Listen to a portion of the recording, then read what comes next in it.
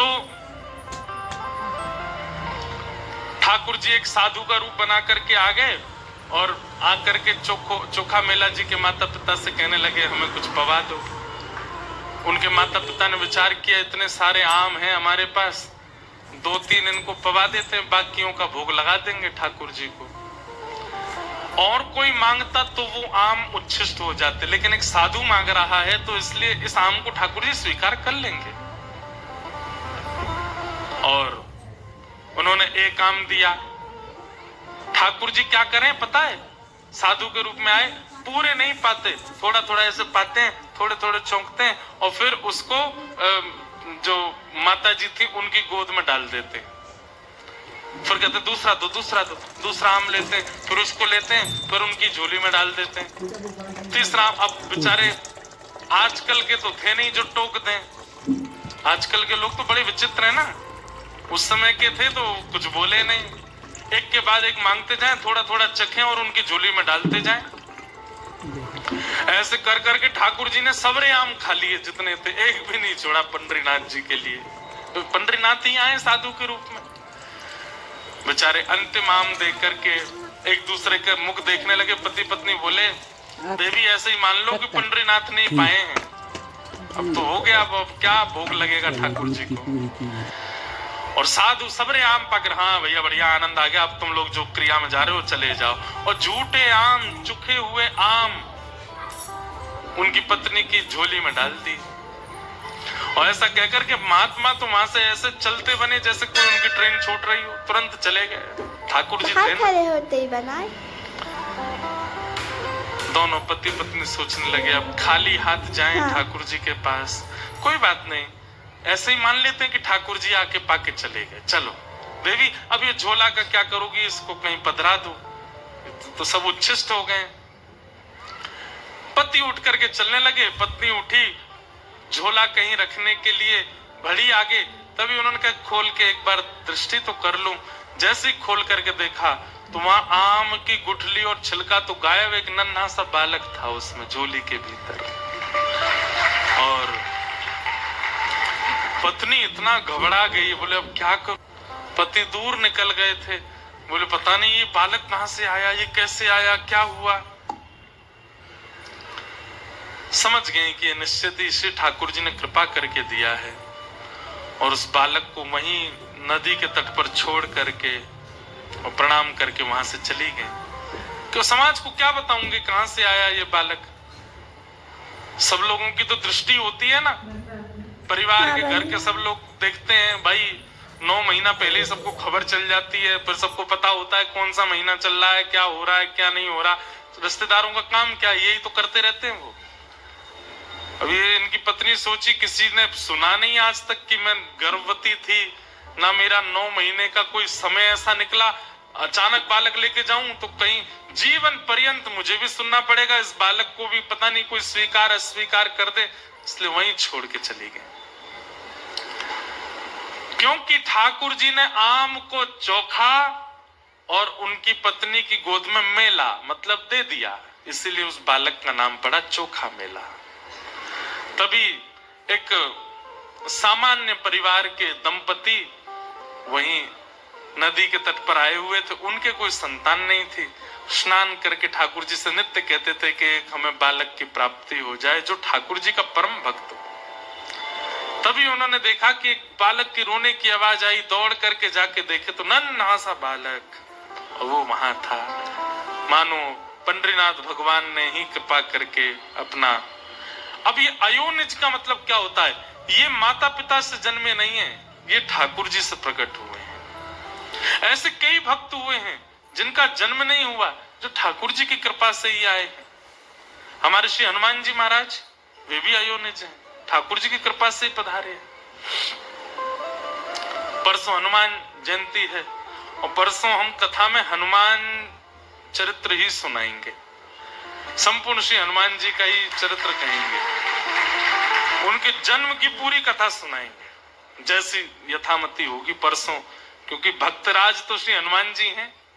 परसों श्री हनुमान जी से प्रारंभ होगा, सुबह सुबह आ जाना सबरे। तो ऐसे भक्त हुए श्री चोखा मेला। आप धीरे धीरे बड़े हुए। बचपन से ही श्री पंडरीनाथ विठल भगवान के प्रति आपका खूब प्रेम भाव था। कभी कहीं कथा होती, कोई संत दिख जाते, महापुरुष दिखते, तो आप जाकर के दूर से बैठ करके उनका प्रवचन भजन सुनते थे।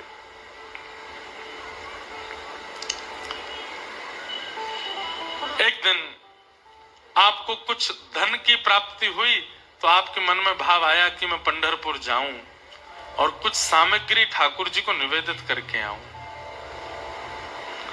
और आपने खूब सारे फल खरीदे और फल खरीद करके लेकर के गए ठाकुर जी को अर्पित करने के लिए। जैसे ही वहां पहुंचे तो मंदिर के सब लोग बोले, भैया ये तो दर्शन तो कर सकते हो, अधिकार है सबको, पर तुम्हारे हाथ का चढ़ाया हुआ भोग ठाकुर जी लगाएंगे? जानते हो तुम कौन हो, कैसी बिरादरी से आते हो, कैसे कुल में जन्मे हो, चलो निकलो यहां से। चोखा मेला जी ने थोड़ा कह दिया होगा, भैया ठाकुर जी ये सब थोड़ी देखते हैं, ठाकुर जी तो भाव देखते हैं। तो फिर लोगों ने थोड़ा सा हाथ भी उनको लगा दिया, थोड़ी सी मारपीट भी कर दी। बेचारे बाहर खड़े खड़े रोते रहे, जय हो विठोबा, अमीरों के ठाकुर हो आप, तो बड़ों के ठाकुर हो, हमारे हाथ की क्यों स्वीकार करोगे। रोते बिलखते चोखा मेला जी वापस चले गए। ठाकुर जी पीड़ा नहीं देख पाते अपने वैष्णव भक्त की। पर मैं एक बात कहता हूं कथा में,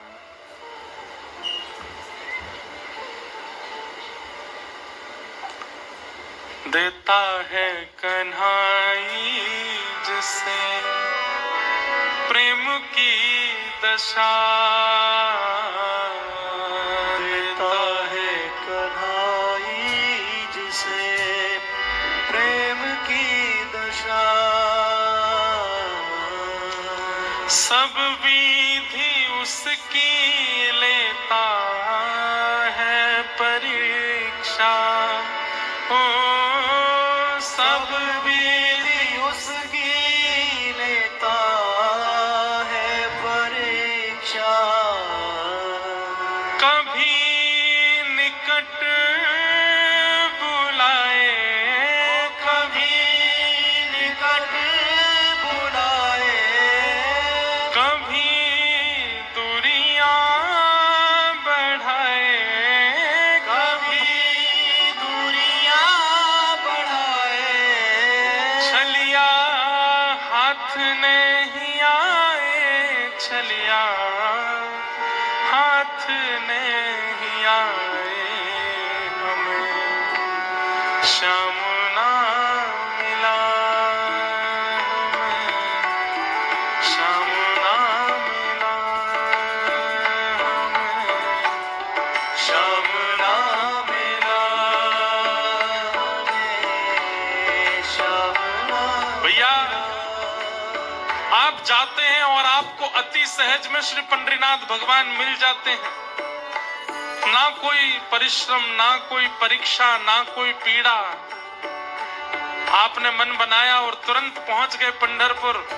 तो समझो अभी ठाकुर जी, आप तो प्रेम करते हो पर ठाकुर जी अभी शायद प्रेम करते नहीं। ठाकुर जी प्रेम करना प्रारंभ करेंगे तो पता क्या होगा, 1 महीना से प्लान बनना है, वृंदावन जाएंगे, वृंदावन जाएंगे। अब तो सब तैयारी हो गई, कपड़े लग गए, सामान लग गया, सब व्यवस्था हो गई।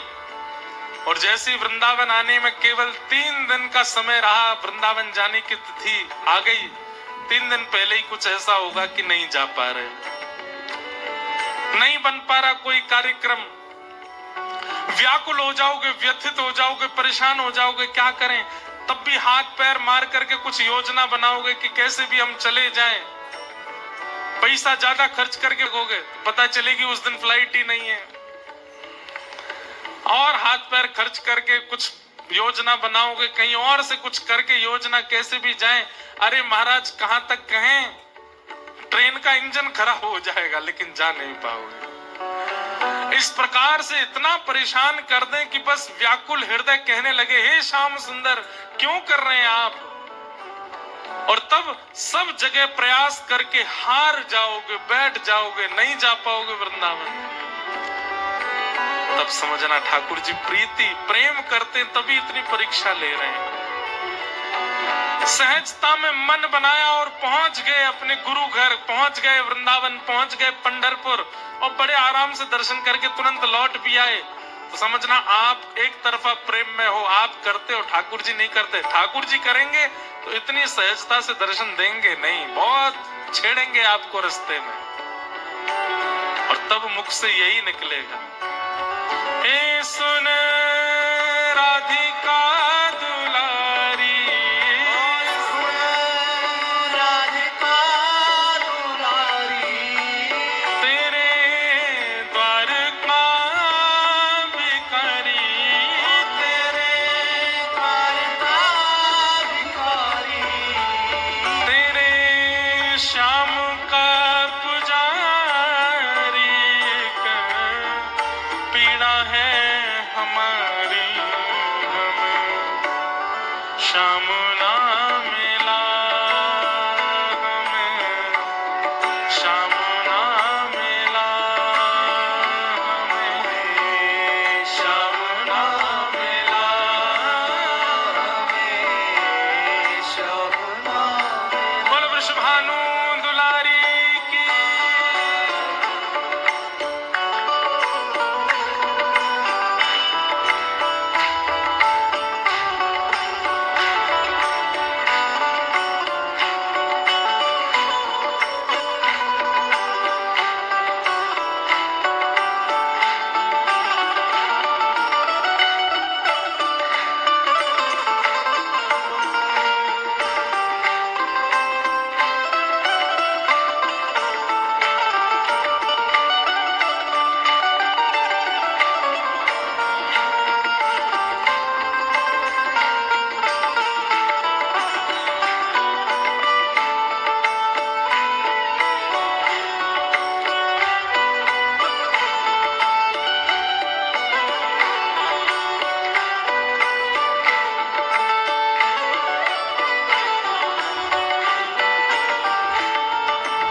लोग कहीं भी कथा होती है ना, लोग कई बार रोते रोते निवेदन करते हैं कि महाराज जी ये वाला भाव कहना, ये वाला भाव जरूर सुनाना। पर ये भाव सुनते हैं तो इस भाव के जो शब्द हैं ना उनको भी समझिए। देता है कन्हई जिसे प्रेम की दशा, सब विधि उसकी लेता है परीक्षा। कभी दूरियां बढ़ाए कभी निकट बुलाए, छलिया हाथ नहीं आए। ये पंक्ति मुझे बहुत प्रिय है। अपना जहां जिसे कहे सब कोई, अपना जहां जिसे कहे सब कोई, अपना जहां जिसे कहे सब कोई, अपना जहां जिसे कहे सब कोई, उसके लिए मैं दिन रात रोई, उसके लिए मैं दिन रात रोई, नेह दुनिया से तोड़ा, दुनिया से तोड़ा, नाता सांवरे से जोड़ा, सावरे से जोड़ा, उसने ऐसा मुख मोड़ा मुझे कहीं का न छोड़ा। श्याम ना मिला हमें, श्याम ना मिला हमें, श्याम ना मिला हमें, श्याम ना मिला, हे सुन राधिका दुलारी, सुन राधिका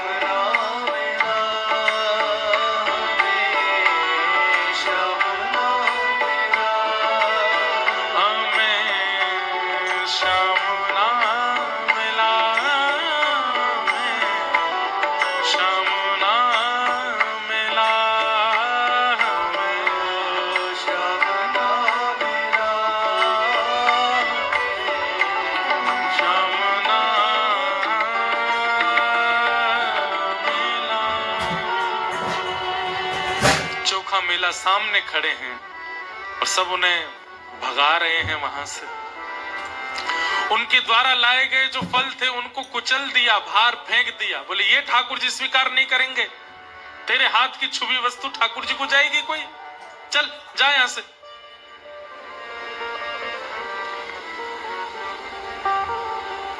चोखा मेला रोते रोते चले गए। भोजन नहीं किया आज पूरे दिन।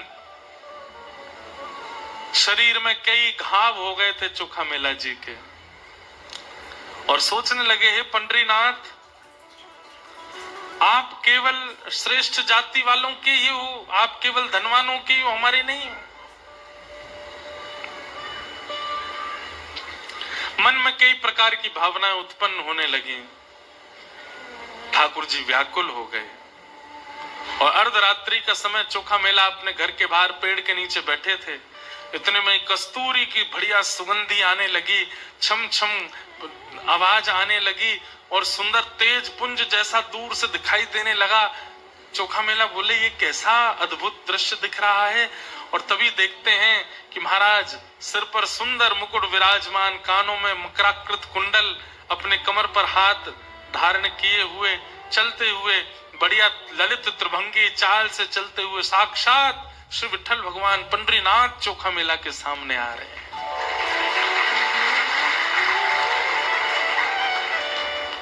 देख लिया, समझ गया, पहचान गया कि ठाकुर जी।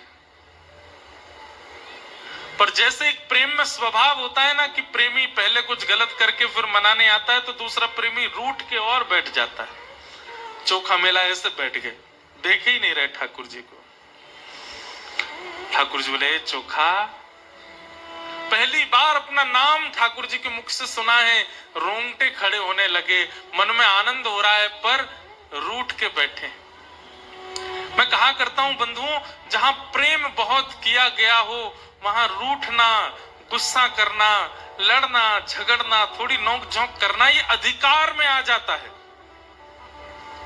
जहां प्रेम अतीत में किया गया हो। ठाकुर जी बोले, देख हम आए हैं, बैठाएगा नहीं हमको। दूर से खाट लेकर के आए, चोखा मेला जी लगा दी और ठाकुर जी उस पर बैठ गए, लेकिन मुंह फेर के बैठे चोखा मेला। ठाकुर जी बोले, चोखा मेरी ओर नहीं देखेगा, मुझसे बात नहीं करेगा, कुछ नहीं बोले। ठाकुर जी अपने मस्तक पर लगे हुए चंदन को थोड़ा थोड़ा लेकर के चोखा मेला की जहां जहां लगी थी वहां वहां अपने अंग का चंदन लगा रहे हैं अपने हाथ से। ठाकुर जी हाथ ऊपर करते रहे, यहां भी लगी है, वहां भी लगा रहे, तेरे पैरों में भी लगी है। पैर जैसे छूने लगे, चोखा, नहीं आप ऐसा मत कीजिए नाथ, आप पधारे हैं, वो कृपा है। लिपट गए ठाकुर जी से। ठाकुर जी बोले, तू इतना नाराज क्यों हो गया? बोले, नाथ ऐसा व्यवहार, मैं कितने भाव से आपके लिए फल लेके आया था, आप ये हमेशा आपके पास रहने वाले इन लोगों को आप क्यों नहीं समझाते हो कि आप तो प्रेमियों के हो? ठाकुर जी बोले, मैं गीता में कहता हूं, ये यथामाम प्रपद्यन्ते तांस तथैव भजाम्यहम्। मुझे जो जैसे बचता मैं उसको वैसे ही मिलता हूं। ये लोग मुझे पाषाण मानते हैं, ये लोग मुझे मूर्ति मानते हैं, ये लोग मुझे पत्थर मानते हैं, इसलिए ना इनके आगे मैं बोलता हूं, ना चलता हूं, ना खाता हूं, ना कुछ नहीं करता, ऐसे खड़ा रहता हूं। लेकिन तू मूर्ति नहीं मानता इसलिए तेरे लिए चल के आ गया। जना भाई मुझे मूर्ति नहीं मानती, उसके हाथ से खाने जाता हूं मैं। ये नामदेव तुकाराम मुझे मूर्ति नहीं मानते, इसलिए उनके साथ खेलता हूं मैं। अब इन लोगों को कौन समझाए? ये लोग सब मुझे मूर्ति मानते हैं तो मैं भी इनको मूर्ति ही मानता हूं। ठाकुर जी क्या कह रहे हैं गीता में कि मुझे जो जैसे बचता मैं उसको वैसे ही मिलता हूं। जो ठाकुर जी के प्रति पाषाण बुद्धि रखता है, ठाकुर जी उस व्यक्ति के प्रति भी पाषाण बुद्धि रखते हैं। फिर वो व्यक्ति कहता है ना, हे ठाकुर जी मेरे जीवन में बहुत कष्ट संकट आ रहे हैं, ठाकुर जी भी कहते होंगे पाषाण को कोई कष्ट संकट नहीं होता, तू पाषाण ही तो है। ठाकुर जी को ये अनुभव ही नहीं होता कि हम भी चैतन्य हैं। जब हम ठाकुर जी के प्रति चैतन्य का भाव रखेंगे तो ठाकुर जी को भी लगेगा कि ये भी चैतन्य है। और फिर जैसे चोखा मेला के अंग पे लगे हुए पीड़ाओं को ठाकुर जी अपने चंदन से ठीक कर रहे हैं, वैसे हमें भी करेंगे। हमने ठाकुर जी को मूर्ति माना, ठाकुर जी भी हमको मूर्ति मान करके खूब सारे कष्ट दे देते हैं जीवन में। फिर हम कहते हैं ठाकुर जी इतनी पीड़ा, इतना कष्ट। ठाकुर जी कहते हैं पत्थर को कोई कष्ट थोड़ी होता बेटा। अब चल तू एक काम कर, मैंने सुबह से कुछ खाया नहीं है, कुछ खिला। तो बोले आपका तो मंदिर में 8 बार भोग लगता है, क्यों झूठ बोल रहे हो, कुछ नहीं पाया? बोले नहीं, आज मेरे भक्त को पीड़ा दी गई थी इसलिए मैंने उपवास किया, मैंने नहीं पाया, मैंने कुछ नहीं पाया। चोखा तूने भी कुछ नहीं पाया ना, चल कुछ लेके आ, पाएंगे। फल लेकर के आए, चोखा ठाकुर जी के आगे धर दिए। ठाकुर जी प्रेम से पावे, और जैसे फल पाते हैं, फल का जो अंतिम भाग रह जाता है खत्म होने वाला, उसको चोखा को अपने हाथ से खिला देते। अपना अधरामृत का सुंदर फल, नेत्र सजल हो गए चोखा में लाके। कुछ फल बच गए थे तो ठाकुर जी उनको लेकर के अपने भेंट में बांधने लगे। चोखा बोले ठाकुर जी ये फल आप कहां ले जा रहे हो, यहीं पा लीजिए, कहां लेके जा रहे हो, और ये भेंट में क्यों रख रहे हैं आप? ठाकुर जी बोले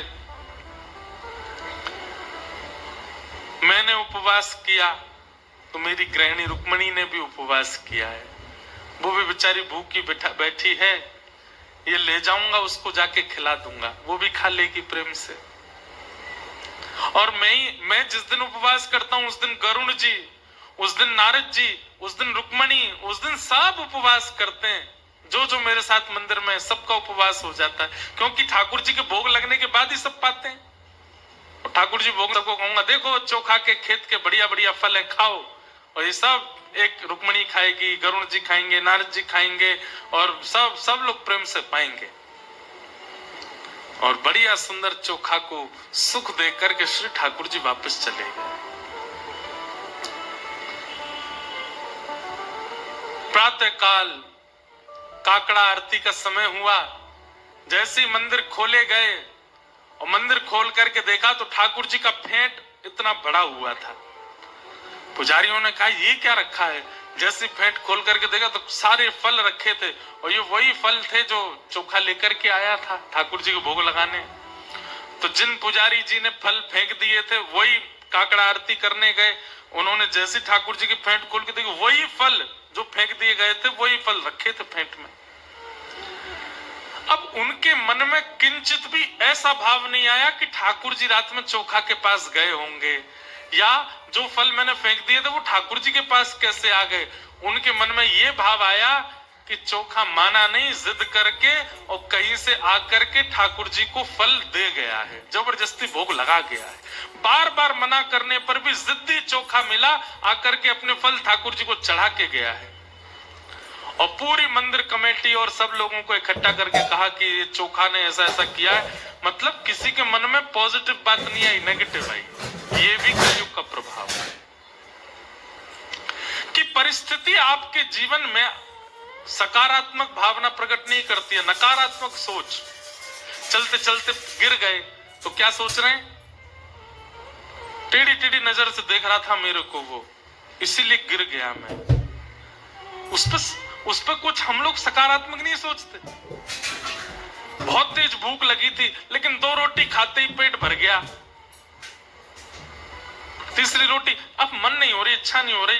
क्यों? तुम तो पाने के लिए बैठे थे, बहुत कह रहे थे भूख लगी, 2 रोटी में ही हो गया काम।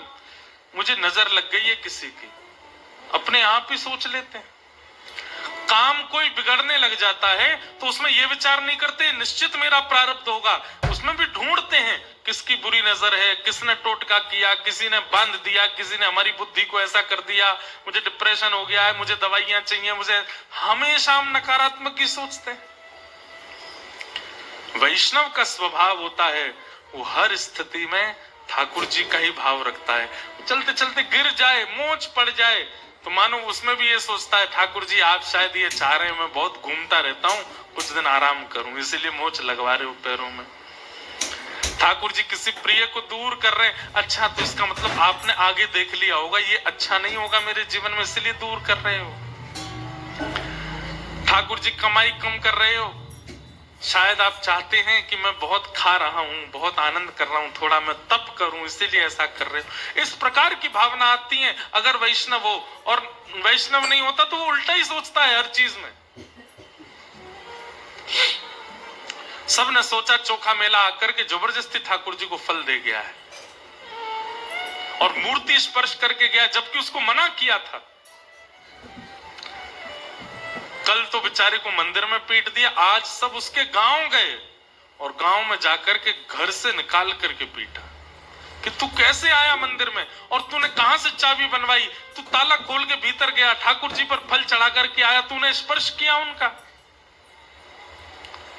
चोखा मेला बोल रहा नहीं, ऐसा नहीं है, ऐसी कोई बात नहीं है। अरे देख, इसके अंग पर ठाकुर जी के श्री मस्तक का चंदन भी लगा हुआ है, निश्चित ये गया है, प्रमाण दे रहा है।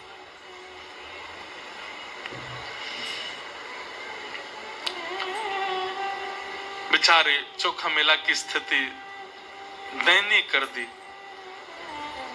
और लौट करके सब पुजारी पंडा और सब समाज के लोग, इससे कोई आप ये मत सोचना कि पुजारियों की निंदा की जा रही है। उस समय पर उस काल में ऐसी विचारधारा वाले लोगों की निंदा हो रही है। आप पुजारियों के प्रति कुदृष्टि मत रखना। लौट करके जैसे ही सब वापस पंढरपुर आए, हाथ पांव धो करके स्नान करके अपरस में जैसे ही मंदिर में प्रवेश करने लगे, ठाकुर जी ने अपने आप अपनी किवाड़ बंद कर ली और भीतर से चटकनी लगा दी। अनेक प्रयास करने पर भी ठाकुर जी का मुख्य दरवाजा नहीं खुला। पुजारी जन सब बाहर बैठ गए घुटनों पर, हे पांडुरंगा, हे विठल, हे नाथ, क्या अपराध बन गया हम लोगों से, आपने क्यों ऐसा हमसे रूठ के बैठ गए दिया। और उस स्वर में करुणता थी, ठाकुर जी मानो जैसे रो रहे हो। बोले तुम सब मेरे दर्शन के अधिकारी नहीं हो। अरे बेचारा मेरा भक्त चोखा मेला आया और आकर के फल लेकर के आया, तुमने यहाँ फेंक दिए, तो मुझे दया आ गई, मैं रात्रि उसके घर गया, उसके शरीर पर घाव देख करके अपना चंदन लगाया, उसके घर के उसके खेत के उपजे हुए फल खा करके आया, रुक्मणी जी के लिए लेकर के आया, फेंट में बंदे देख करके तुम्हारे मन में किंचित भाव नहीं आया कि इतनी सुरक्षा में मंदिर में कैसे आ जाएगा चोखा मेला। मैं गया था उसके पास और तुम लोगों ने उसको इतनी पीड़ा दे करके आए हो। तुम लोग मेरे दर्शन के अधिकारी नहीं हो। आज से लेकर के पृथ्वी के अंत तक मैं वचन लेता हूं कि अब मैं किसी को दर्शन नहीं दूंगा, मैं ऐसे ही बैठा रहूंगा भीतर। थर थर कांपने लगे सब पंडा पुजारी, दंडवत करने लगे, हे पांडुरंगा, आप जो कहेंगे, आप कहेंगे कि हम चंद्रभागा में कूद करके प्राण त्याग दें तो हम सब प्राण त्याग देंगे, आप जो दंड कहेंगे वो सब स्वीकार है, पर इस प्रकार का कठोर आप व्रत मत लीजिए दर्शन देने का। जीवों का कल्याण कैसे होगा कलयुग में? आप प्रायश्चित बताइए, आप दंड बताइए, हमें क्या करना है। ठाकुर जी बोले, जिस पालकी में हमारी सवारी निकलती है वो पालकी सजाओ और पालकी लेकर के चोखा मेला के पास जाओ और चोखा मेला को बढ़िया सुंदर तैयार करके उसका मल्लम पट्टी कर देना, उसका सुंदर श्रृंगार करना, उसको इत्र लगाना और जैसी पोशाक मेरे को धारण होती वैसी पोशाक उसको धारण करा के मेरी पालकी में विराजमान करके, और तुम सब अपने कंधा पे उठा करके जब उसको यहाँ लाओगे तब मेरे दर्शन खोलेंगे, नहीं तो नहीं खोलेंगे। सब पंडा पुजारी सुंदर जल चंद्रभागा का कलशों में लेकर के, इत्र लेकर के, चंदन लेकर के, पोशाक पीतांबरी लेकर के, पाग लेकर के, पालकी सजा करके लेकर के चोखा मेला के पास गए। चोखा मेला बेचारे डरने लगे, अब क्यों मारने आए हो, मैंने क्या किया? बोले नहीं, सब चरणों में बोले तुमको तो पांडुरंग प्रेम करते, श्रीमद् भागवत के रास पंच अध्याय में श्री शुकाचार्य जी महाराज कहते हैं, गोपियों पर प्रश्न उठाने वाले लोग कि इन गोपियों ने ठाकुर जी के साथ रास किया, अरे ये ठाकुर जी से प्रेम करती है, ये बात एक है, और ठाकुर जी भी इनसे प्रेम करते हैं कि मुतादोक्षज प्रिया। और ठाकुर जी जिससे प्रेम करते हैं ठाकुर जी कुछ कर सकते हैं। मधुमंगल के मुख पर लगी कड़ी चाट गए ठाकुर जी, सबरी के झूठे बेर खा गए ठाकुर जी, कर्मा की अशुद्ध अवस्था में बनी हुई खिचड़ी पा गए ठाकुर जी। सुदामा के कच्चे चावल खा गए ठाकुर जी। छोटी सी जना के हाथ से छोटी छोटी रोटी पा लेते हैं ठाकुर जी। और जना जब रोटी बनाती है, जना भाई ठाकुर जी से कहती है थोड़ी आप भी मदद कराओ, तो ठाकुर जी भी बेलना लेके करवाते हैं जना भाई के साथ। रात में चक्की पीसती है तो ठाकुर जी उसके साथ हाथ बटाते हैं। जना भाई बहुत अच्छा कीर्तन गाती थी, तो रात में जब चक्की पीसती थी तब ठाकुर जी कीर्तन करते थे, ठाकुर जी आ जाते थे और ऐसे थोड़ी पे हाथ धर के सुनते ठाकुर जी। ठाकुर जी कहते ए जना, इतना शोर हो रहा है, तू चक्की बाद में पीस लेना, मुझे पहले पद सुना दे। जना भाई कहते अच्छा, अभी भोर हो जाएगी, सुबह हो जाएगी, सब घर के लोग उठेंगे, नामदेव जी का पूरा परिवार, सबके लिए रोटी बनानी तो आटा तो पीसना पड़ेगा ना। आपका क्या, आप तो मंदिर में जाओगे, वहां बढ़िया चकाचक पाओगे, यहाँ हम सबको पाने के लिए तो आटा पीसना ही पड़ेगा। ठाकुर जी कहते ये बहुत शोर करता है। जनाबाई बोली मैं छोटी सी, मेरे छोटे से हाथ, अब जितना मुझसे बल पड़ेगा उतना करूंगा, तुम तो बड़े हो, चलो हाथ बटाओ मेरे साथ। और एक हाथ जना का और उसके ऊपर दूसरा हाथ पंडरीनाथ लगाते हो, फिर दोनों चक्की पीसते। और चक्की पीस करके जल्दी से जल्दी जब गेहूं पिस जाते, फिर जना से कहते अब सुना। और सामने बैठ करके पंडरीनाथ सुनते जनाबाई को। कितना प्रेम है ठाकुर जी के चित्त में। कोई प्रेम प्रदान करने वाला चाहिए। हम लोग प्रेम को छोड़ के बाकी सब देते हैं ठाकुर जी को। सोना ले, चांदी ले, जवाहरात ले, रुपया ले, फूल माला ले, प्रसाद ले, और इन सब के बाद हमारे आरत भी ले, हमारे संकट भी ले, ये सब ले। कोई प्रेम देता है ठाकुर जी को? आज तक की तारीख में कभी पंढरपुर जाकर के आपने ठाकुर जी के प्रणाम करके ऐसा कहा ठाकुर जी आप कब से खड़े हो, थकते नहीं हो, आपके पैरों में पीड़ा नहीं होती? कभी कभी कहा ऐसा? अरे मैं 50-100 लोगों से मिल लेता हूं ना दिन में, इतना थकान सी लगने लगती है। ठाकुर जी तो लाखों लोगों को दर्शन देते हैं। जब तक अंतिम दोहरी का व्यक्ति दर्शन नहीं कर जाता, पंडरीनाथ भगवान खड़े रहते हैं। कभी आपने जाकर के ये इच्छा प्रकट की, हे पांडुरंग आप थक गए होंगे? जनाबाई करती थी। एकादशी का कीर्तन चल रहा है और श्री नामदेव जी उछल उछल के कीर्तन कर रहे थे। नामदेव जी के कीर्तन में रोज ठाकुर जी आते थे, किसी को नहीं दिखते थे, जनाबाई को दिखते थे। आज एकादशी है और एकादशी पर कितनी भीड़ होती है पंढरपुर में। जनाबाई नामदेव जी से जाके कह रही है आज ज्यादा कीर्तन मत करना। क्यों? सुबह से खड़े हैं मंदिर में, थक गए हैं बहुत, आज लाखों लोगों ने दर्शन किया, इतनी थकान में फिर यहाँ आकर के आपका कीर्तन सुन के पांडुरंगा नाचेंगे, उनके पांव में पीड़ा हो जाएगी, आप ज्यादा तेज कीर्तन मत करना। ऐसी भावना हमारे चित्त में आई है कभी?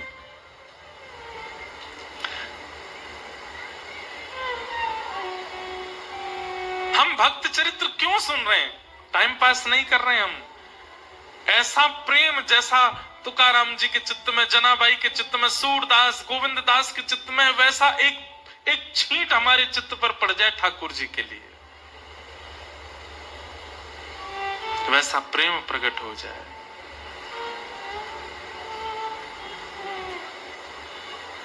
प्रेम की पीड़ा मीरा जाने या जाने वो राधा, हे प्रेम की पीड़ा मीरा जाने या जाने श्री राधा, श्री राधा, श्री राधा।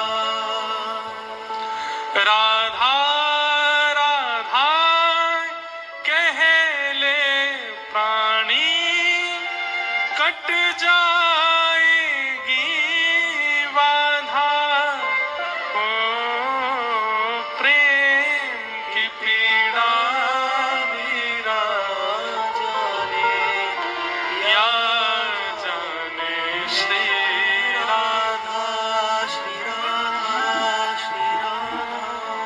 प्रेम अमर है, प्रेम अजर है,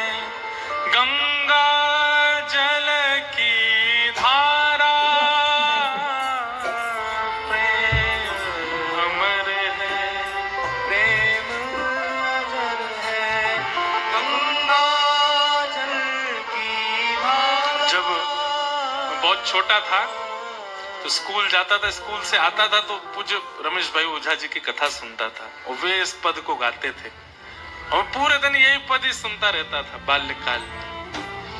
मैंने आज तक कथा में बहुत एक आध बार ही गाया होगा या आज मन में आ रहा है। बहुत सुंदर भाव।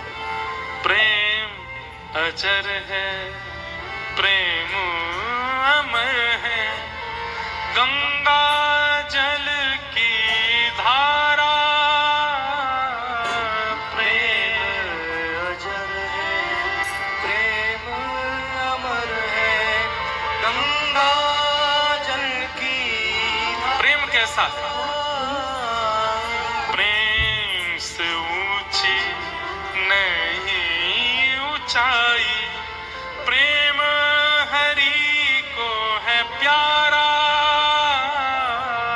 प्रेम से ऊंची नहीं ऊंचाई, प्रेम हरि को है प्यारा।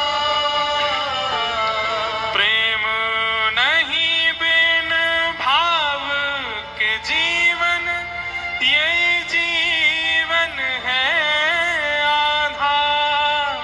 ओ प्रेम की पीड़ा मीरा जाने या जाने श्री राधा, श्री राधा, श्री राधा।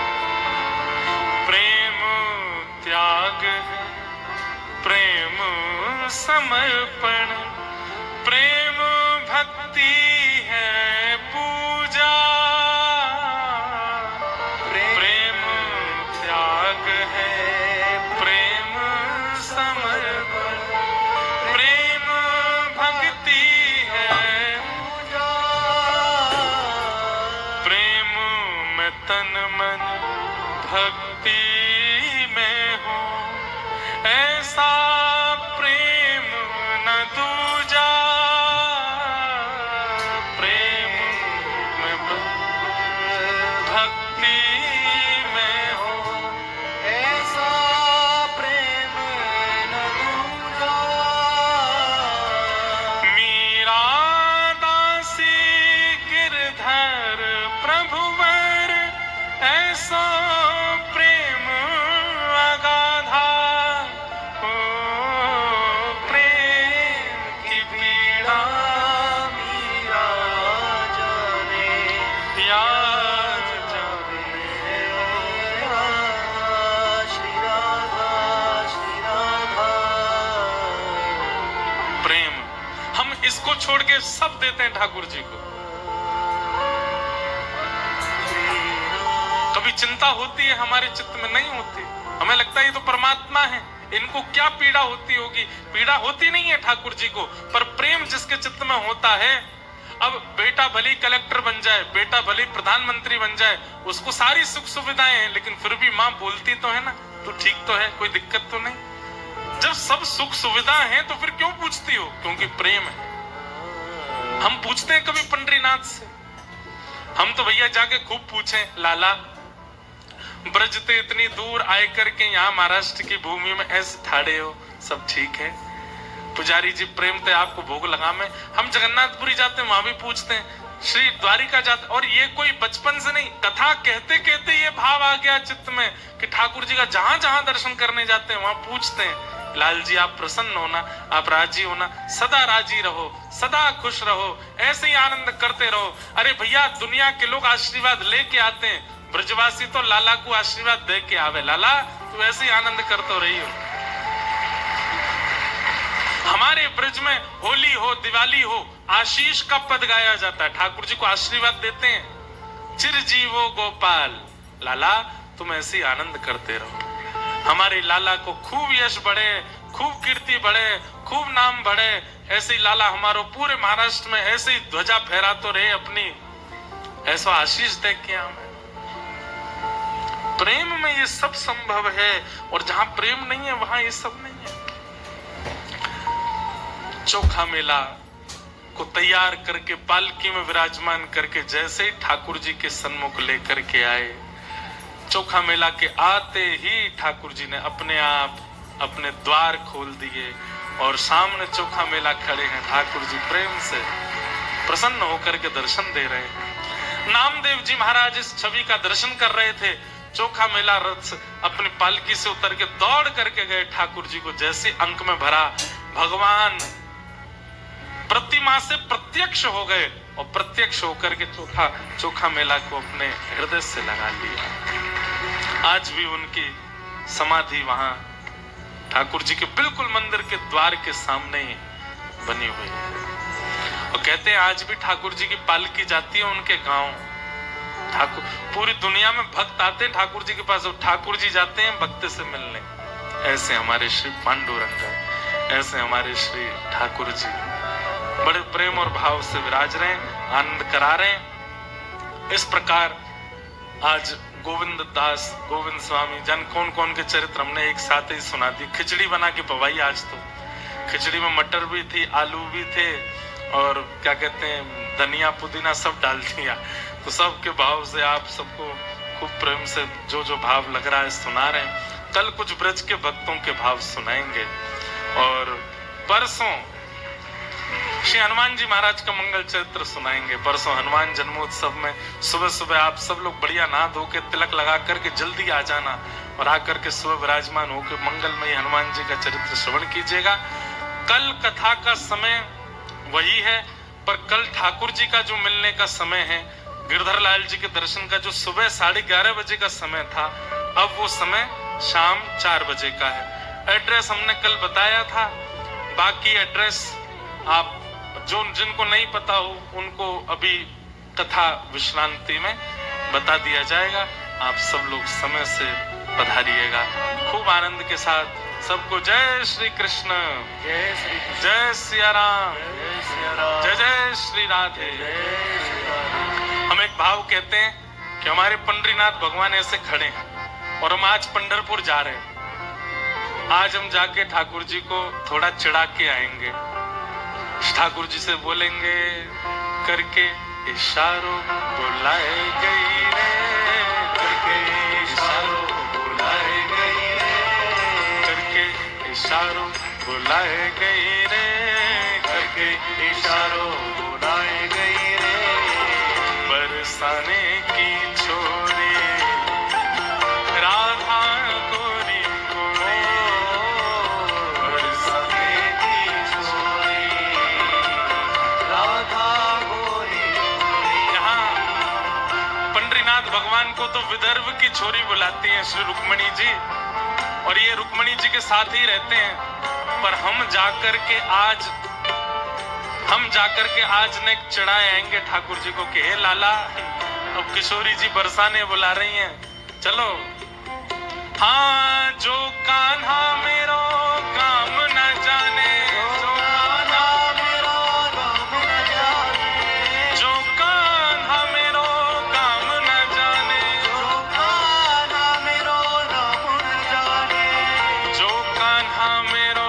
नाम न जाने, जो कान्हा मेरो काम न जाने, जो कान्हा मेरो नाम न जाने, जो कान्हा मेरो काम न जाने, जो कान्हा मेरो नाम न जाने, पूछो बरसानो बताए गई रे, जो बरसानो बताए गई रे, हाँ पूछो बरसानो बताए गई रे, जो बरसानो बताए गई रे, बरसाने की छोरी राधा गोरी बरसाने की छोरी राधा गोरी, बरसाने की छोरी राधा गोरी गोरी, बरसाने की छोरी। भुजा उठा करके कहो बल वृषभानु दुलारी की।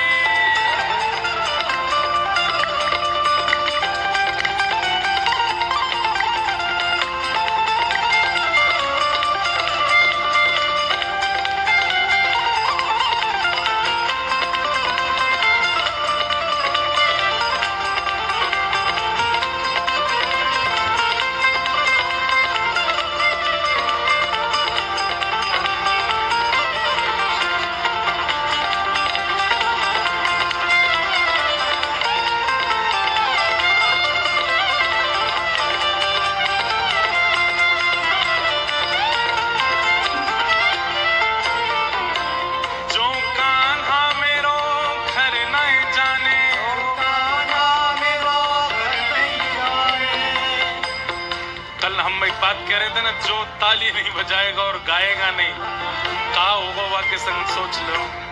गाओ भाव से। जो कान्हा मेरो घर नहीं जाने, जो कान्हा मेरो घर नहीं जाने, जो कान्हा मेरो घर नहीं जाने, जो कान्हा मेरो घर नहीं जाने, हाँ जो कान्हा मेरो घर नहीं जाने, कान्हा मेरो घर नहीं जाने, जो कान्हा मेरो घर नहीं जाने। कान्हा मेरो घर नहीं जाने। कौन सा घर है किशोरी जी को? काम तो बरसानो है और घर कहाँ है?